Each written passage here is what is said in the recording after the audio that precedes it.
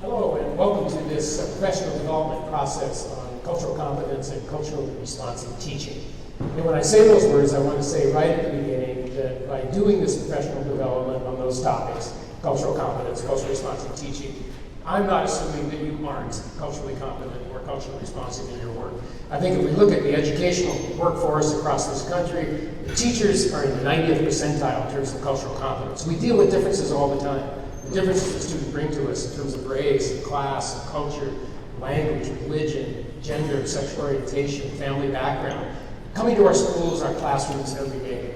So I think that teachers are already working their hearts out in terms of connecting with kids across differences. But we know from our data, because we look at our outcome data across the country, not just your school district, but the many that I worked with across the country, our data shows us that we're having differential and disparate outcomes related to many of those same differences. In terms of dropout rates, discipline referral rates, achievement scores, college attendance, student engagement, race and economics often get in the way, as well as language differences and certainly special needs in terms of producing outcomes that are more equitably distributed across our student population. So this is probably the biggest challenge that we face in American public education and in independent schools as well across the country. How do we do a better job with more kids across more differences, more of the time, without asking them to give up who they are? We want to keep that rich diversity, that kind of specialness, that craziness, that mix that kids bring to us in classrooms. We want to keep it alive, and we also want to be able to eliminate those disparities in terms of our outcomes. And I think that school reform, which in many ways school reform process over the last 2 decades has been about trying to reduce disparities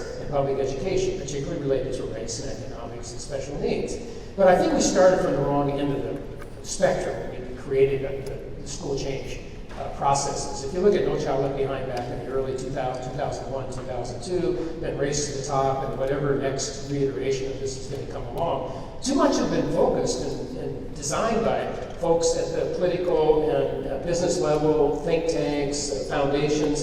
In many cases, school reform has been designed by people who spend no time really in your classrooms or mine, who haven't taught a day in your classrooms or mine. So from a teacher point of view, which this professional development process is coming from, we want to turn that process on its head. We want to really look at change from the bottom up. Real kids, real teachers, real administrators, real support staff, real schools in real time.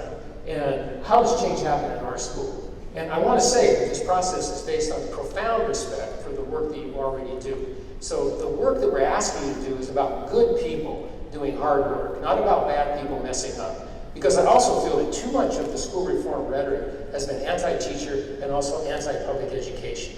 And that has not helped the process. In many ways, I think that's taken some of the energy out of the changes that we need to take place. So in this process, this professional development process, which I call Working Together for Inclusion, Equity, and Excellence, we're going to be starting from that, I think, authentic end of the spectrum, which is you, your kids, real time. Now, the process that we're going to be dealing with is going to be dealing with a set of concepts that are different from the old diversity training or multicultural workshop kind of focus. I think in many ways that what I call the old language of diversity and multiculturalism has kind of worn out in schools. Part of that is because many of us have been to several diversity training workshops and didn't come away feeling good about the workshop, in some cases about ourselves. I think too much of the past approach has been around shame and blame, looking at victimhood and shame and blame, and people coming out feeling either angry, guilty, or cynical about the process. And I meet educators all over the country who've had enough of diversity training. When we invite people to diversity training, they don't necessarily come with their arms and minds open.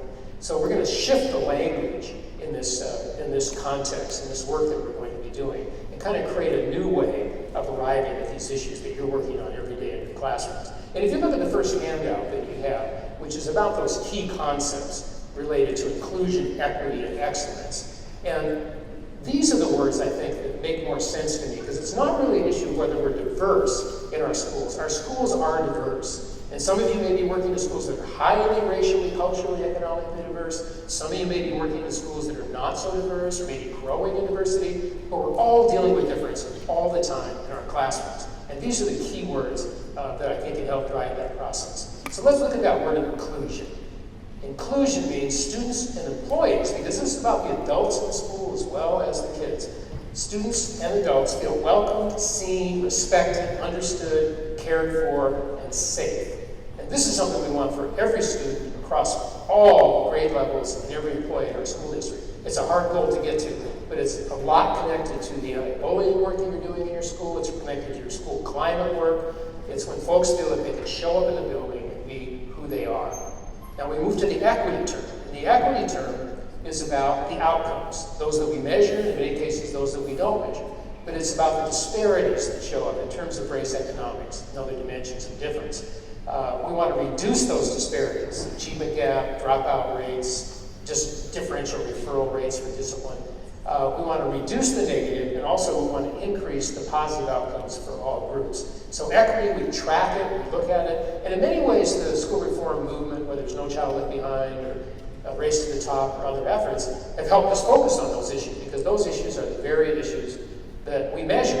And it's important for us to look at the disparities and closing the gaps, which are not necessarily just achievement gaps. A lot of us refer to those much more as opportunity gaps, privilege gaps, social justice gaps. And if you look at the third concept on your handout, excellence. A key issue around excellence is that we keep the bar high in everything we do. We're not dumbing down our curriculum to focus on passing tests. We're looking at keeping the curriculum high for all our students and the expectations high for all our students. And we're honoring folks in their cultural connections. We want kids to maintain, grow deeper in their understanding of who they are as a person, who they are in their cultural context, who they are in their gender, sexual identity, their language, their background, their religion. So we deepen that focus on preservation of culture.